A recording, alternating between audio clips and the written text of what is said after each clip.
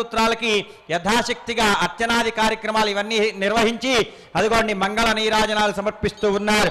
ఓం శ్రీ కాంతాయ కళ్యాణ నిదయాదినాం శ్రీ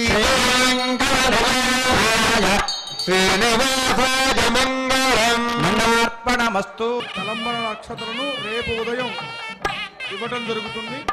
చక్కగా ఇప్పుడు జరగబోయే కార్యక్రమాన్ని అమ్మవారికి స్వామివారి ద్వారా ధరింపజేసేటటువంటి అదేవిధంగా మంగళసూత్రాలు